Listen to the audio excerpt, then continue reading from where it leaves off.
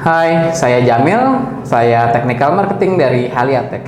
Pada kesempatan kali ini, saya akan memperkenalkan salah satu produk dari partner kami, yaitu Tektronix, benchtop oscilloscope, yaitu 2 series MSO.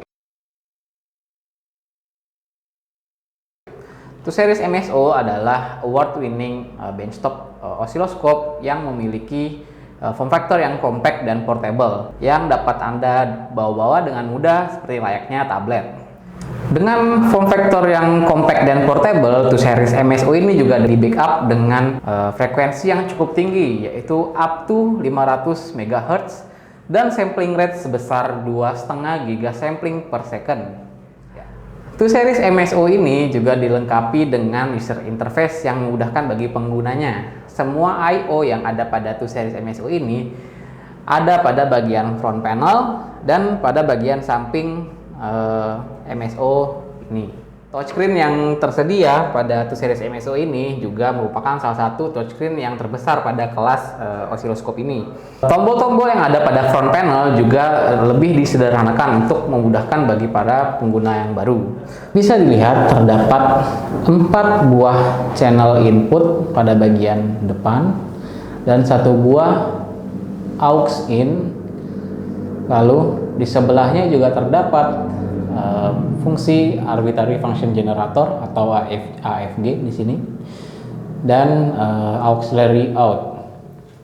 Lalu pada bagian samping oscilloscope terdapat 3 buah tombol pada bagian atas, yaitu tombol run atau stop, tombol single atau sequence, lalu tombol clear.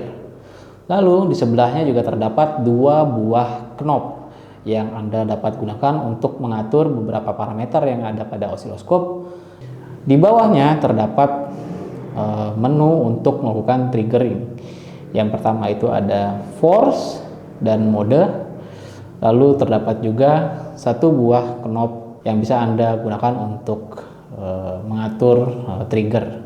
Dan bisa dilihat juga di sekelilingnya ini ada lampu LED.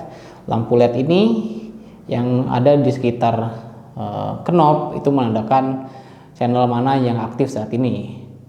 Dapat Anda lihat di sini warnanya kuning, berarti ini aktif pada channel 1. Oke, kita next ke tombol yang bagian bawahnya, yaitu tombol vertikal dan horizontal. Tombol bagian vertikal dan horizontal ini, yang pertama itu Anda dapat mengatur position. Untuk horizontal ini oscilloscope secara keseluruhan. Lalu ada juga knob untuk mengatur scale.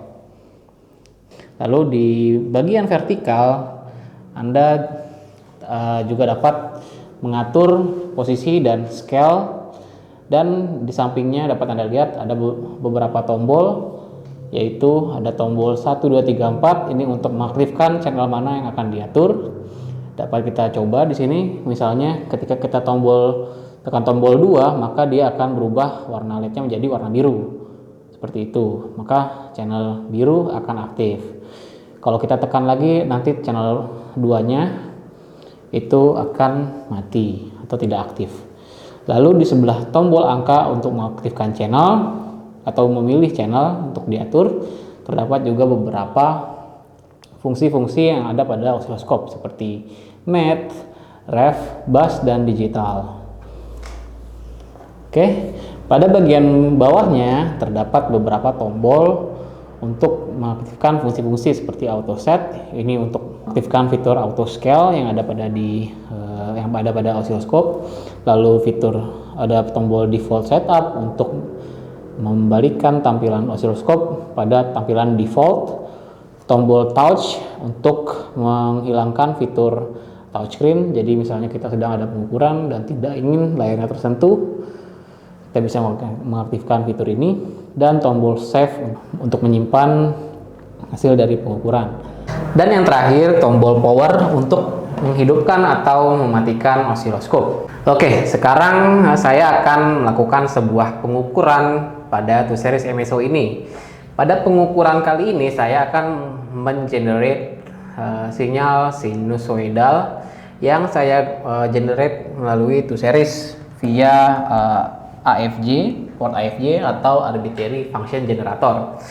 Sinyal yang akan saya generate pada AFJ ini akan saya baca melalui channel 1 yang ada pada 2 series. Oke, lalu saya akan hubungkan function generator yang built-in atau bawaan dari 2 series ini untuk dibaca oleh channel 1 input pada 2 series MSO. Function generator bawaan dari 2 series MSO ini dapat mengenerate sinyal hingga frekuensi 50 MHz. Sebelum saya melakukan pembacaan sinyal, saya akan menunjukkan beberapa macam gestur yang dapat Anda lakukan pada osiloskop ini dengan fitur touchscreen. Yang pertama itu Anda dapat mengklik untuk menyalakan atau mengkonfigurasi sebuah fitur atau objek. Seperti contohnya pada channel 2, jika saya ingin mengaktifkan fitur channel 2, saya cukup menekan channel 2 pada bagian bawah seperti ini. Oke, maka channel 2 akan aktif. Lalu ada gestur hold juga. Hold ini akan menampilkan menu yang ada pada sebuah objek yang Anda sentuh. Contohnya di sini adalah channel 2. Saya bisa mengubah setup atau menu yang ada pada channel 2 atau di waveform juga seperti ini. Saya bisa mengubah bagaimana waveform ini dapat ditampilkan. Contohnya di sini ada saya display mode, bisa stack ini berarti ada 2 channel yang akan ditampilkan, ataupun overlay ini bertumpuk ya. Nah, seperti itu contohnya. Lalu saya bisa juga mendouble klik menggunakan touchscreen, double tap ini akan menampilkan configuration pada sebuah menu yang Anda tuju. Misalnya di sini channel 2, kita double klik maka akan tampil channel 2 settingnya seperti itu. Lalu selain itu saya juga dapat men-pinch ini untuk menzoom atau zoom in atau zoom out pada sebuah sinyal yang Anda pilih. Seperti ini Anda akan men-scale lebih besar lagi atau men-zoom out sebuah sinyalnya. Oke. Pertama saya akan menyalakan fitur arbitrary function generator yang ada pada osiloskop ini, yaitu saya karena terdapat 2 buah fungsi yang ada pada port ini, maka saya harus mematikan aux out-nya ini supaya sinyal yang tergenerate dari port ini adalah sinyal arbitrary function generator. Saya langsung masuk saja ke bagian utility. Banyak hal-hal yang dapat Anda atur pada pilihan utility. Salah satunya adalah mengatur LAN yang Anda akan gunakan pada komputer, USB device port, socket server, aux out, dan VNC server. Yang saya akan lakukan adalah mengatur pada aux out. Pastikan aux out signal dalam kondisi off supaya sinyal yang tergenerate nantinya adalah sinyal function generator. Oke, sudah off fitur aux out-nya, maka kita nyalakan function generatornya dengan mengklik atau menekan tombol AFG yang ada pada display ini. Oke, lalu kita pilih AFG. Nah, di sini saya akan mengenerate sinyal sebesar 5 MHz. Yang saya lakukan adalah saya mengklik frekuensi yang ada pada sini. Saya dapat mengatur frekuensi ini dengan menggunakan knob ataupun double klik pada bagian frekuensi. Oke. Double klik lalu akan muncul tampilan seperti ini. Saya langsung pilih 5 MHz. Maka dia akan terset 5 MHz. Oke, setelah itu saya akan mengatur amplitude-nya menjadi 1 volt per peak to peak. Lalu saya mengklik nomor 1, lalu saya hapuskan mili pada volt peak to peak. Oke, jadi 1 volt peak to peak. Oke, jadi berikut sinyal yang akan saya generate. Lalu outputnya akan saya set ke continuous output. Jadi dia akan tetap terus-terusan mengenerate sinyal. Tipe sinyalnya tipe sinusoidal, sine. Lalu jika sudah, kita dapat keluar pada menu ini dengan mengklik bagian waveform. Oke, dapat Anda lihat di sini waveform yang terbentuk masih dalam clipping atau terpotong. Yang saya akan lakukan adalah menekan tombol auto set agar scale-nya ini sesuai dengan waveform yang tergenerate. Oke, sekarang sinyalnya sudah dapat saya lihat dengan benar. Nah, pada sinyal ini saya dapat melakukan beberapa macam pembacaan ya. Saya dapat menggeser dengan mendrag dan mendrop bagian waveform. Lalu saya bisa menggeser-geser bagian mana yang mau saya baca. Lalu untuk melakukan pembacaan, Anda juga dapat menggunakan fitur bawaan dari osiloskop ini, yaitu kursor. Jadi kita dapat menentukan sinyal dari mana saja yang akan kita ukur. Oke, di sini saya misalnya akan mengukur sinyal sepanjang satu siklus ya.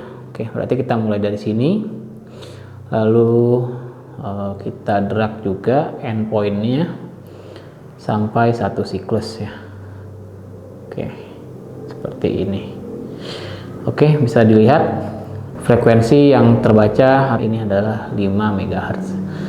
Oke, jika Anda tidak mau mengukur secara manual, dapat juga menggunakan pengukuran secara otomatis dengan fitur measure. Oke, kita cukup mengklik bagian measure, lalu akan muncul pilihan apa yang mau kita ukur. Karena frekuensi itu adalah time measurement, maka kita akan klik bagian time di sini, lalu kita klik frekuensi, kita klik add, akan muncul di bagian sebelah kanan fitur frekuensi. Frekuensi yang terbaca sekitar 5 MHz sesuai dengan yang kita generate pada function generator. Kita juga bisa mengklik bagian measurement ini, jadi data yang tertampil itu akan lebih detail lagi, seperti yang tertampil di sini. Ada mean, ada standard deviation, lalu ada maksimum. Kita bisa lihat beberapa macam parameter yang terukur. Oke, sekian perkenalan singkat terkait 2 series MSO ini. Nantikan video selanjutnya dari saya tentang bagaimana decoding protokol I2C dengan menggunakan 2 series MSO dari Tektronix. Jika Anda memiliki pertanyaan ataupun tertarik terhadap 2 series MSO ini, Anda dapat menghubungi kami melalui email sales@haliatek.com. Haliatek, build to innovate.